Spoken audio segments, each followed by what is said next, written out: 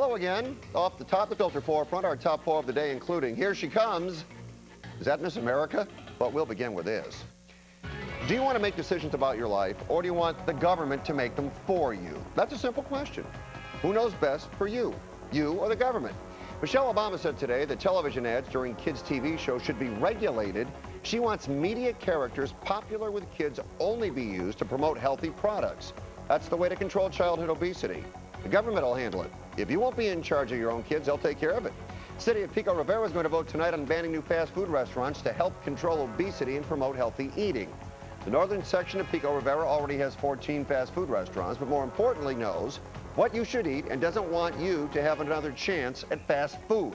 Our contributors tonight, Megan Barth from redcounty.com and Doctor of Social Ethics, Charlotte Laws. Our pictures are furnished by Skype. Charlotte, I'm going to start with you. Do you want Michelle Obama or the city of Pico Rivera telling you what you can and can't eat? No, I don't. And I'm generally an advocate of the free market.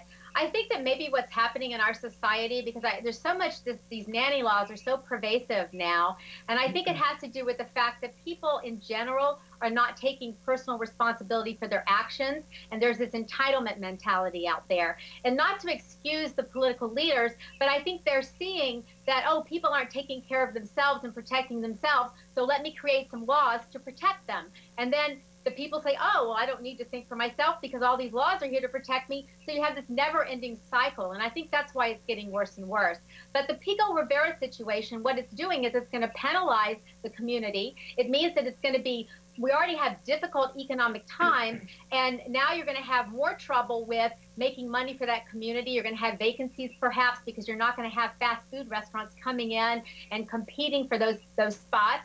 You're going to be hurting individuals in that area, many of them who may be healthy and who may want to get their French fries once a month, but other than that, they work out and they eat right, and now they have to spend their gas money and their time to drive to another community and spend their money there.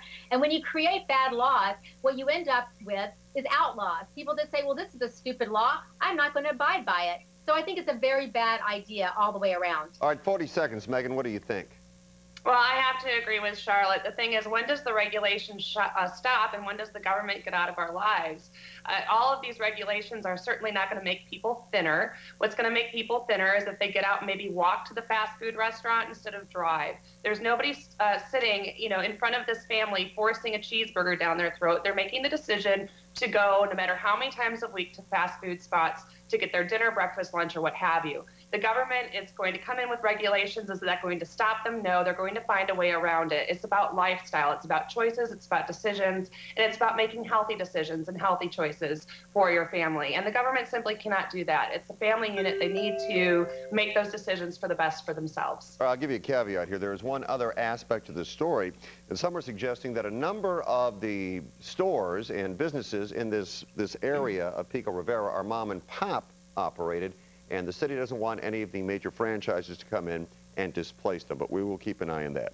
All right, Los Angeles is in deep financial trouble. Mayor Villaraigosa has a plan to narrow the city's $485 million budget gap, and part of that plan includes cutting 761 city jobs. Two problems. One, city's top policy analyst says we need to cut an additional 1,000 jobs. Problem two, if we fire anybody, it's going to cost us $32 million. It costs you money. Last year, the mayor and city council negotiated a contract with a coalition of LA city unions. In that deal, there's a provision. Fire any city workers, and you've got to give them a 3% raise to more than 15,000 members of that coalition's workers. 6 months later, they get another raise. With the city in such financial strain, how in the world do city leaders agree to such a contract? How does the mayor put forth a plan to fire city workers if firing city workers means paying $32 million in raises, Megan? The mayor and I are going to be friends really quickly, I can tell you that much, because what absolute mismanagement this mayor has given to this city over his tenure. The unemployment rate has tripled under his watch. The debt is out of control, and he still won't admit it.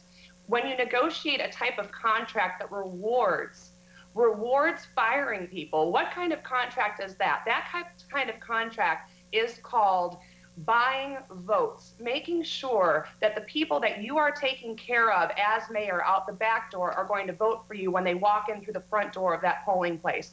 This is gross mismanagement by the mayor. He has absolutely no business negotiating these types of contracts on the backs of the taxpayers. What you have in Los Angeles right now are a very small amount of taxpayers paying the government workers, which the mayor expanded by 5,000, a much greater rate than the amount that the private sector created in Los Angeles. He bloated the government bureaucracy, he's chased away the taxpayers, and there's no one left to pay for these fat pensions and these fat contracts. He should be ashamed, absolutely ashamed. And those who voted for him can easily vote him out.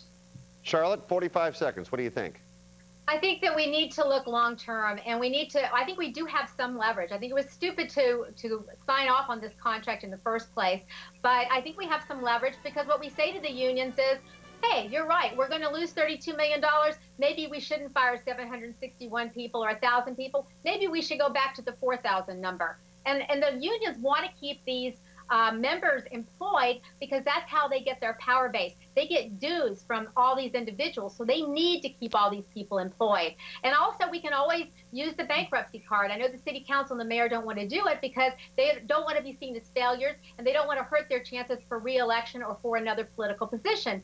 But they can say to the unions, hey, either you negotiate with us now, or you negotiate with the bankruptcy judge, your decision. You know, I think, and of course our city leaders don't want to do it, but at the end of the day, the best option may be to file for bankruptcy. Okay, let's move on.